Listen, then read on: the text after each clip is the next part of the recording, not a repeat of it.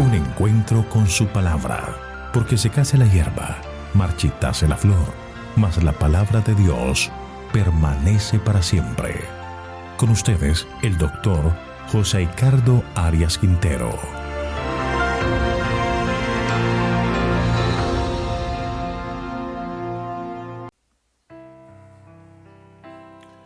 Hoy comenzaremos a estudiar el libro de Sofonías. Para ello vamos a orar.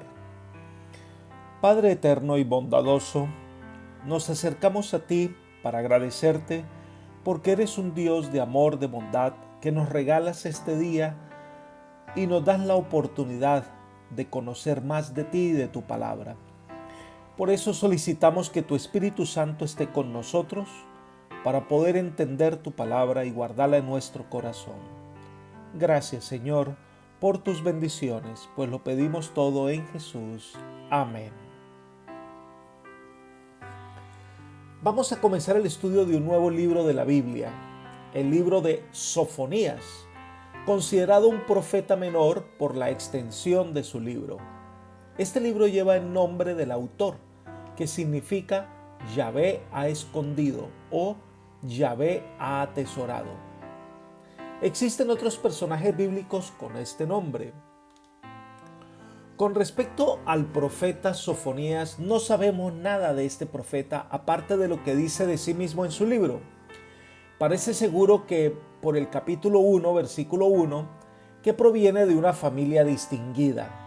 El hecho de que remonte su ascendencia hasta Ezequías podría considerarse como una indicación de que se refiere al rey de Judá de ese nombre y por lo tanto implica su ascendencia real. El profeta ubica el tiempo de su profecía en el reinado de Josías, rey de Judá, que vivió entre el 640 al 609 a.C. Como Sofonías predijo la caída de Nínive, acontecimiento que sucedió en el 612 a.C., es muy probable que haya profetizado durante los primeros años del reinado de Josías. Tal vez fue contemporáneo de Habacuc. Algunos eruditos opinan que Sofonías era un joven cuando dio su mensaje registrado en su libro. Una de las razones para esta suposición es el uso de un lenguaje fuerte y encendido que a menudo es típico de la juventud.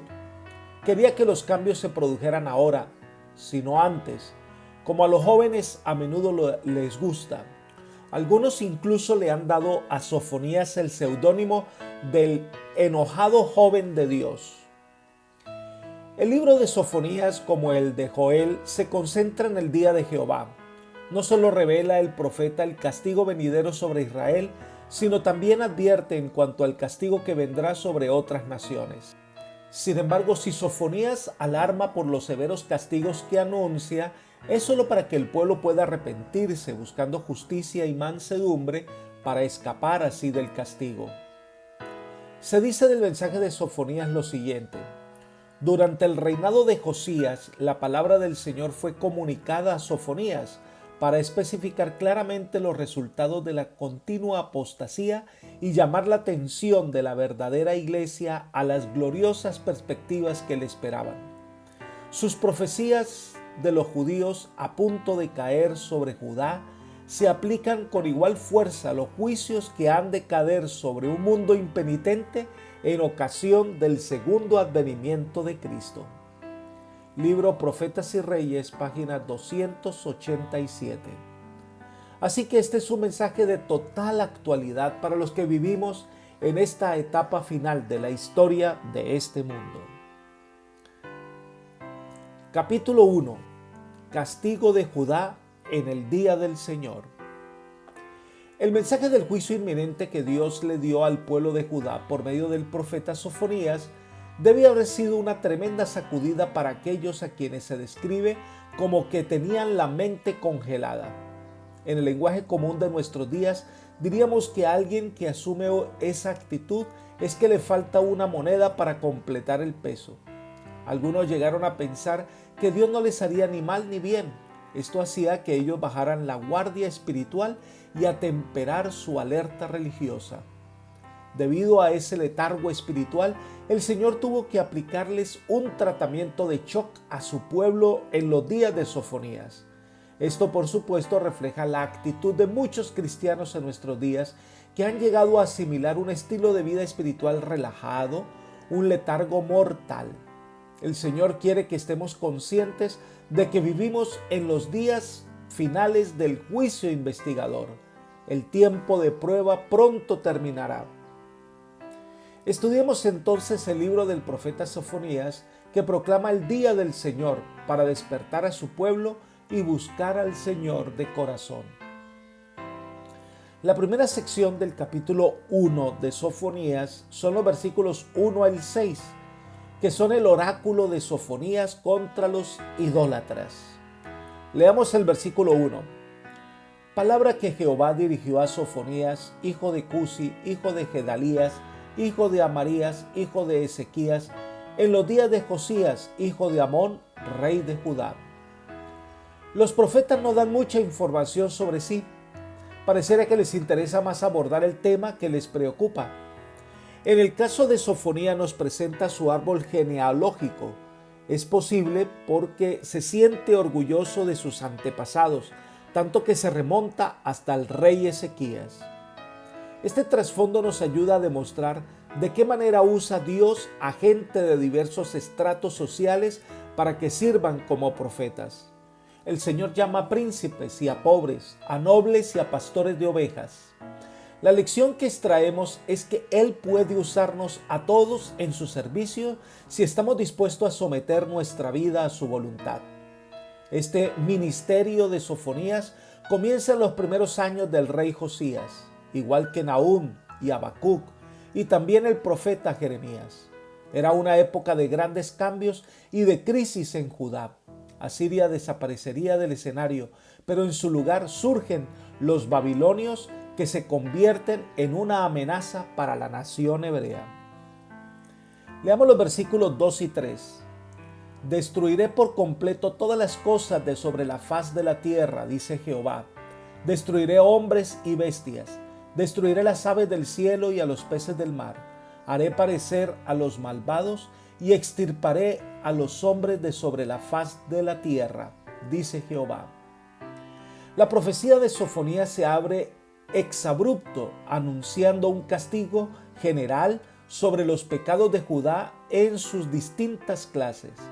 La oratoria es altisonante y enfática, pues se dicen con hipérbole que desaparecerán en el instante todos los seres vivientes, hombres, aves y peces del mar. La medición resultante del pecado no solo descansa sobre los hombres, sino también sobre el resto de la creación. Utiliza enfáticamente el verbo destruiré, que en esa versión repite 3 veces. Además usa hacer perecer, extirparé. Al parecer indica que todos los ídolos, todos los designios de impiedad, los errores, los engaños, todos los frutos de iniquidad serán destruidos juntos con los pecadores mismos. Sigamos con los versículos 4 al 6. Extenderé mi mano contra Judá y contra todos los habitantes de Jerusalén. Exterminaré desde este lugar los restos de Baal y el nombre de los ministros idólatras junto con sus sacerdotes. Exterminaré a los que los terrados se postran ante el ejército del cielo, a los que se postran jurando por Jehová y jurando por Milcom, a los que se apartan de Jehová, a los que no buscaron a Jehová. El profeta hace una lista en orden descendente de la magnitud de los pecados por los cuales Dios iba a castigar a su pueblo en aquel día. Número 1, el culto a Baal. Número 2, el sacerdocio idólatra. Número 3, la adoración al sol, la luna y las estrellas. Número 4, la adoración al verdadero Dios, pero por medio de cosas creadas. Y número 6, la apostasía, el rechazo a Dios y la adoración a Milcom, un dios amonita. Y número 6, los que no buscaron a Jehová. Estas son las razones por las cuales Dios juzgará a su pueblo con tanta severidad. La segunda sección de este capítulo 1 de Sofonías son los versículos 7 al 11. Ahora el profeta levanta su voz contra los dignatarios de Judá.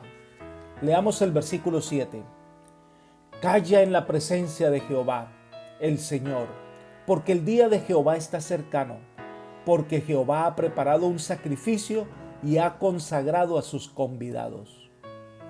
Este versículo contiene frases cortas, puntuales, que van dirigidas a los altos dirigentes responsables de la situación social y contra los mercaderes causantes del malestar general. Varios elementos. Número 1. Calla en la presencia de Jehová. Eran apropiados el silencio y el temor porque caerían terribles castigos sobre diversas clases de personas. Número 2. Día de Jehová. Se refiere al castigo inminente que acompañaría a la invasión de los babilonios. Es el juicio inminente sobre Judá. Número 3. Jehová ha preparado un sacrificio. Este es un vívido cuadro que representa a la nación culpable de Judá como un animal listo para el sacrificio. Y número 4. Ha consagrado a sus convidados. Es como si estuviera hablando de un banquete sacrificial. Y los convidados, los que han sido puestos aparte de acuerdo con el propósito de Dios, son los babilonios que llevarán a cabo el castigo sobre los transgresores. Versículos 8 y 9. Leamos. En el día del sacrificio de Jehová castigaré a los príncipes, a los hijos del rey y a todos los que visten como sacerdotes. Asimismo castigaré en aquel día a todos los que saltan a la puerta y a los que llenan las casas de sus señores de robo y de engaño. Las víctimas de este sacrificio, los primeros serán los príncipes, que incluyen los principales funcionarios del Estado, y a los hijos del rey, no al rey, porque Josías era considerado un rey justo, pero los hijos del rey no siguieron el ejemplo del padre. Ahora, dice que ellos se visten como extranjeros, es decir, que habían adoptado las costumbres y hábitos de los paganos. La vestimenta de los judíos de Israel debía haber sido un recordatorio que los hijos de Israel no debían olvidar que eran un pueblo especial dedicado al servicio de Dios. Y entonces se describe la cantidad de cortesanos que facilitan y participan en la rapiña y el fraude que se practica en el palacio real. Leamos los versículos 10 y 11. Así dice Jehová: habrá en aquel día voz de clamor desde la puerta del pescado, aullido desde la segunda puerta y gran quebrantamiento desde los collados. Aullad, habitantes de Mactes, porque todo el pueblo mercader ha sido destruido. Extirpados han sido todos los que trafican con dinero. El profeta alude a la invasión del enemigo por la parte más vulnerable, que era la parte norte, donde estaba la puerta del pescado. Los cimientos sobre los que se asentaba la ciudad se hacen también eco del gran estruendo provocado por la incursión enemiga. El profeta invita al duelo a los moradores del sector de Jerusalén porque iban a ser triturados como en un mortero. El profeta hace hincapié en esta sección en la suerte que han de sufrir los comerciantes que traficaban con cargas de plata. La siguiente sección es el juicio divino contra los escépticos, versículos 12 y 13. Acontecerá en aquel tiempo que yo escudriñaré a Jerusalén con linterna y castigaré a los hombres que reposan tranquilos como el vino asentado, los cuales dicen en su corazón: Jehová ni hará bien ni hará mal. Por tanto serán saqueados sus bienes y sus casas asoladas. Edificarán casas, mas no las habitarán. Plantarán viñas, mas no beberán de su vino. Ahora el profeta se dirige a los materialistas, que no se preocupan sino de satisfacer sus ganas de apetencias por adquirir cosas, sin pensar que Dios ha de pedir cuentas de su conducta. Entonces se dice que el Señor los buscará con linterna, figura que muestra la intensidad de la búsqueda que realizarán los enemigos de Judá a fin de matar o capturar a tantos como pudiera. Pero estos impíos están en una tranquilidad inicua, no comprenden la gravedad del pecado ni el tiempo en que están viviendo. Este se compara con muchos hoy que viven pensando que las cosas espirituales no son importantes y que al fin y al cabo Dios es tan bueno que nada les pasará. Ese era el pensamiento de estos hombres de Judá, que tenían una concepción deísta en que se imaginaban que Dios había en el cielo, Él estaba allí, pero que ese Dios para nada intervenía en la vida de los hombres. Ellos pensaban acerca de Dios, es decir, tenían una concepción terrible de Dios y que esto trajo consecuencias en su manera de ver la vida. Finalmente los transgresores recibirán el castigo de Dios opuesto a lo que ellos creían. Y es tan grave que ellos no podrán habitar las casas que con opulencia fueron levantadas a costa del engaño. Llegamos entonces a la parte final de este capítulo 1 de Sofonías, los versículos 14 al 18, y se describe el día de Jehová. Leamos el versículo 14. Cercano está el día grande de Jehová, cercano, muy próximo. Amargo será el clamor del día de Jehová, hasta el valiente allí gritará. El día de Jehová para nuestro estudio tiene dos connotaciones. A. La primera se refiere al castigo inminente que acompañaría la invasión de los babilonios. Y B. El día de Jehová se refiere también al fin del mundo, a la segunda venida de Cristo.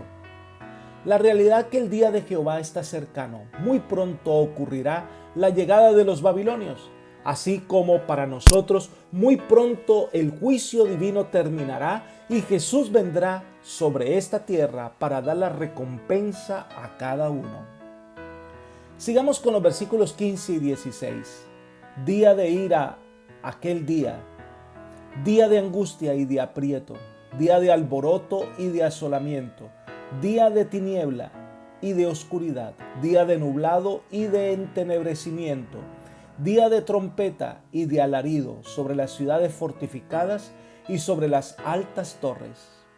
Gráficamente el profeta describe los terribles efectos de ese día, el encenderse en llamas de la ira de Dios, la angustia y el aprieto que sobrecogen a los hombres. La ciudad dará voces de alarma, puede ponerse sobre las vigías, pero las murallas desaparecerán.